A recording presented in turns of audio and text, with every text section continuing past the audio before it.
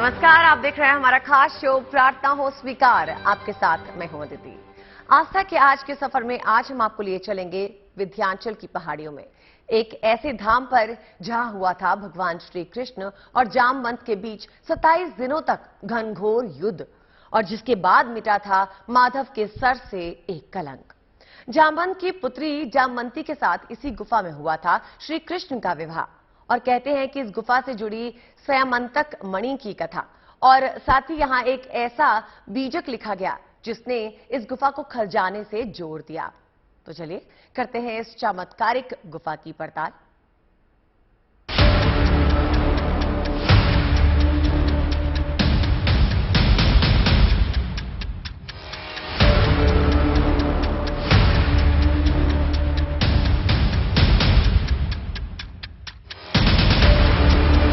एक ऐसी गुफा जहां हुआ था भगवान कृष्ण और जामवंत के बीच 27 दिनों तक युद्ध।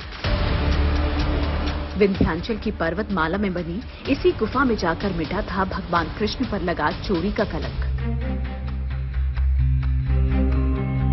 महाबली जामवंत त्रेता युग के रामायण काल में भी थे और द्वापर युग के महाभारत काल में भी। रामायण काल में वो विष्णु अवतार में श्री राम के प्रमुख सहायक थे, वहीं महाभारत काल में उन्होंने विष्णु अवतार में श्री कृष्ण से युद्ध तक लड़ा। आखिर उन्होंने ऐसा क्यों और किस लिए किया, इसका जवाब पुराणों और शास्त्रों की कथाओं में मिलता है। मान्यता है कि भगवान श्री कृष्ण अपने ऊपर लगे स्यमंतक मणि की चोरी का कलंक मिटाने के लिए यहाँ आए थे। धार्मिक ग्रंथ प्रेम सागर में भी इस घटना का उल्लेख मिलता है। ऋषराज जामवंत की गुफा में ये युद्ध 27 दिनों तक हुआ था, जिस गुफा से जुड़ी है स्यमंतक मणि की कथा। मान्यता है कि एक ऐसी मणि है जो एक दिन में 2 क्विंटल तक सोना देती है। जो गुफा द्वापर और त्रेता युग का संगम है। कहते हैं कि इस गुफा में कई महल और दरवाजे हैं। कहते हैं कि आज भी स्यमंतक मणि के कारण इस गुफा में अकूत खजाना दबा हुआ है। ये चमत्कारी गुफा बनी है मध्य प्रदेश के रायसेन जिले से 120 किलोमीटर दूर बरेली तहसील के जामगढ़ में। जब परास्त हुए जामवंत जी, तो जामवंत जी ने वो स्यमंतक मणि श्री कृष्ण को गिफ्ट स्वरूप प्रदान की, जिससे श्री कृष्ण निष्कलंक साबित हुए। तो एक तरह से ये जो जामवंत जी की गुफा है, भगवान श्री कृष्ण का ससुराल भी है। यही भगवान का कलंक मिटा था, और इस तरह से ये कृष्ण का ससुराल भी है। पूरा गांव यही मानता है। भगवान को पूरा गांव अपना दामाद मानता है। गुफा के बाहर ही प्राचीन शिव मंदिर बना हुआ है। कहते हैं कि जामवंत भगवान शिव के बहुत बड़े उपासक थे। कहते हैं कि ये जामवंत का बनाया आखिरी शिव मंदिर है, जहां कई देवी देवताओं की प्रतिमाएं बिखरी पड़ी हैं।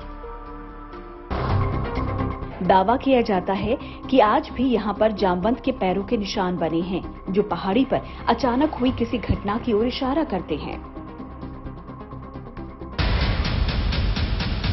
ये निशान पहाड़ी पर कई जगह अंकित हैं, जैसे कोई यकायक भाग रहा हो। कहते हैं कि यहाँ की पहाड़ी पर एक बीजक लिखा हुआ है। दावा किया जाता है कि जो भी इस बीजक को डिकोड कर लेगा, वो न सिर्फ गुफा के अंतिम मुहाने तक पहुंच जाएगा, बल्कि विंध्याचल की इस पहाड़ी में छिपे सभी रहस्यों से पर्दा उठा देगा। माने जो कोई गुप्त जो है बीजक अगर वो पढ़ लिया जाए, तो इस पूरे क्षेत्र के इतिहास का जो रहस्य है वो अपने आप में उजागर हो जाएगा। मगर आज तक वो जो बीजक है वो गुप्ते के अलावा कुछ समझ में ही नहीं आया और पढ़ने में भी नहीं आया।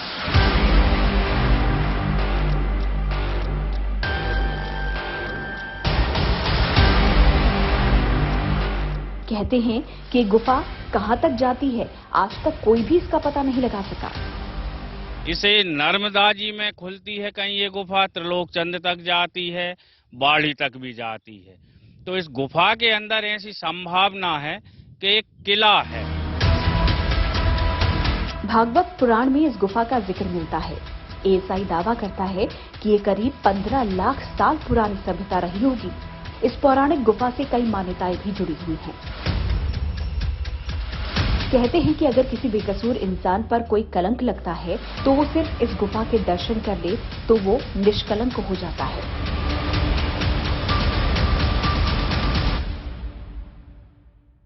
कहते हैं विंध्याचल की पहाड़ी में बनी ये गुफा त्रेता युग से द्वापर युग की घटना की गवाह रही है। कहते हैं जामवंत परम ज्ञानी थे। त्रेता युग में हनुमान जी को उनकी शक्तियां जामवंत ने ही याद दिलाई थी। पुराणों में वर्णन मिलता है कि देवासुर संग्राम में जामवंत ने अकेले ही असुरों को परास्त कर दिया था।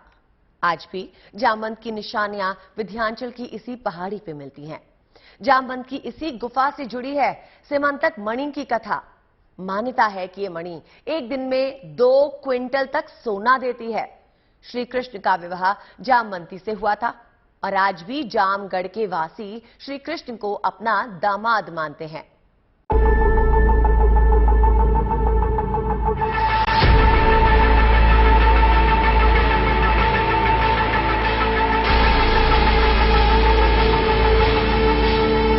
जामवंत, जिन्हें पुराणों में ब्रह्मा जी का पुत्र कहा गया है, जो परशुराम और हनुमान की तरह ही अविनाशी हैं, जिनके पराक्रम की गाथा देवासुर संग्राम में दिखी थी, जब अकेले जामवंत ने समूची असुर सेना का संहार किया था।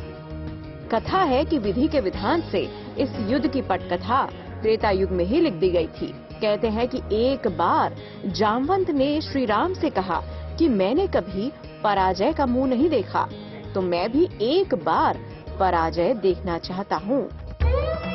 तब श्री राम ने कहा कि द्वापर में मेरा अवतार कृष्ण के स्वरूप में होगा, तब मेरा और तुम्हारा युद्ध होगा। इस युद्ध में तुम्हारी पराजय होगी। कहते हैं कि विंध्याचल की इन्हीं पहाड़ियों पर जामवंत और कृष्ण का 27 दिनों तक युद्ध हुआ।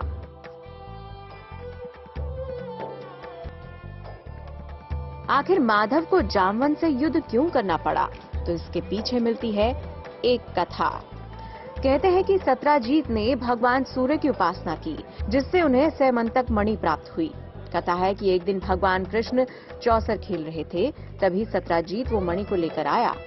सूर्य के समान चमक रहे सत्राजीत को देख कृष्ण ने सत्राजीत से कहा कि अरे सत्राजीत, तुम्हारे पास अलौकिक दिव्य मणि है, वो तो किसी राजा के पास होनी चाहिए।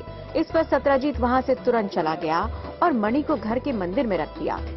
एक दिन सत्राजीत के भाई प्रसेनजीत उस मणि को पहनकर शिकार करने गए। वन में प्रसेनजीत को एक सिंह ने मार डाला और मणि छीन ली। कथा है कि उस सिंह को रीछराज जामवंत ने मारकर वो मणि ले ली। ये उस मणि के चक्कर में हुआ था, जो सामंतक मणि थी, उसी के चक्कर में 28 रोज बताते थे हमारे बुजुर्ग लोग, और यहाँ बहुत ही भयंकर युद्ध चला था। कहीं न कहीं ये द्वापर युग त्रेता से जुड़ी हुई गुफा है। यहाँ कई ऐसे रहस्य छुपे हुए हैं। जैसे जैसे अंदर जाते हैं ये उतनी सक्रिय होती जाती है, फिर लास्ट में कॉर्नर पे पहुंच के ना ये एकदम सक्रिय हो जाती है, जहाँ की लेट कर अंदर जाना पड़ता है। कथा है कि जब प्रसेनजीत वापस नहीं आए तो सत्राजीत ने समझा कि मेरे भाई को श्री कृष्ण ने मारकर मणि छीनी है।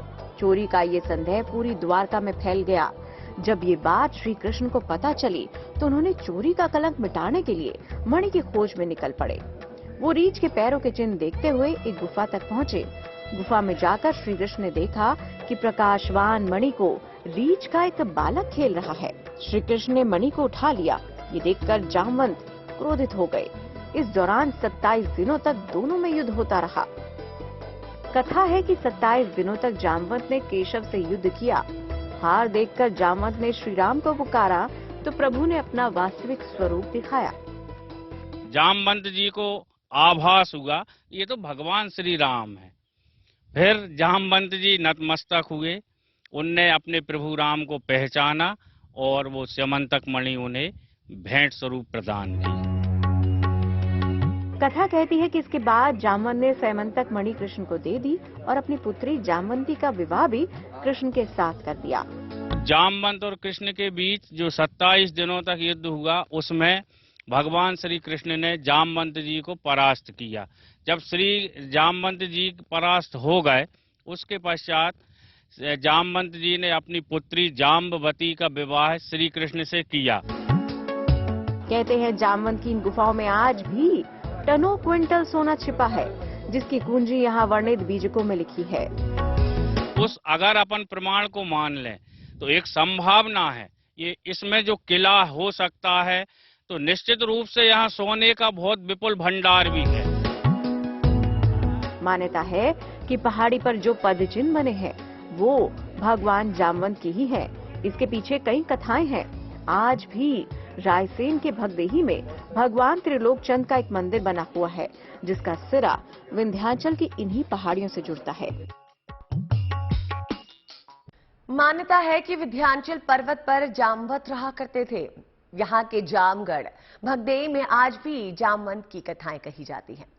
कथा है कि यहाँ जामवंत जी शिवलिंग की स्थापना कर रहे थे, तभी यहाँ एक चमत्कारी घटना हुई जो आज तक अनवरत हो रही है।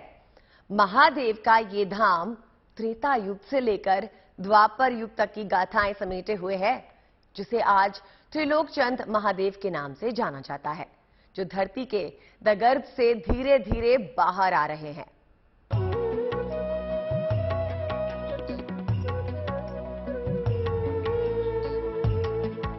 शिव सनातन है, शाश्वत हैं और सार्वभौम भी हैं। संसार को ज्ञान का पथ प्रदर्शित करते महायोगी हैं त्रिपुरारी। सांसारिक बंधनों में रहते हुए धर्म, अर्थ, काम और मोक्ष का दर्शन है शिव। ऐसे सहज सरल वैरागी भगवान जो महज बेलपत्र और धतूरे के श्रृंगार से ही तृप्त हो जाते हैं, जलाभिषेक के अर्पण से परम संतोष को प्राप्त होते हैं। भोलेनाथ जो असुरों के भाग्य विधाता हैं, तो देवताओं के भी रक्षक हैं। शिव का ऐसा अलौकिक चमत्कारिक भव्य दरबार, जहां एक मूर्ति न केवल जमीन से धीरे धीरे बाहर निकल रही है, बल्कि अपनी दिशा भी बदल रही है, जो हर साल उत्तरायण से दक्षिणायन हो रही है। शिव का वो धाम त्रेता युग से लेकर द्वापर युग तक की गाथा को स्वयं में समेटे है।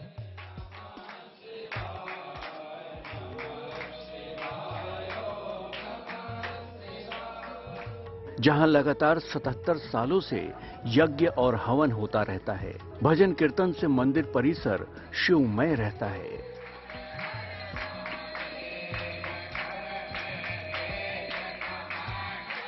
हर काल में किसी न किसी शिव भक्त ने महादेव की आराधना कर शिव को प्रसन्न किया है, देवादिदेव का भव्य मंदिर बनवाया है, शिवलिंग की स्थापना की है। महादेव के जिस धाम से ऋक्षराज जामवंत का तप जुड़ा है, एक अजूबा जुड़ा है, जो यहां आने वाले भक्तों को शिव की महिमा का भान कराती है। द्वापर युग की एक ऐसी ही कथा मिलती है।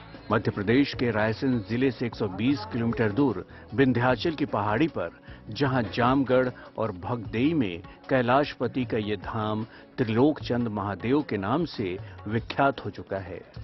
आपने महादेव की कई चमत्कारिक धामों के दर्शन किए होंगे, शिवलिंग और शिव मूर्तियों का दीदार किया होगा, लेकिन भगवान त्रिलोकचंद का ये धाम एक अजूबा बन चुका है, जिसे देखने श्रद्धालुओं का रेला उमड़ता है और शिव भक्ति का साक्षात चमत्कार दिखता है।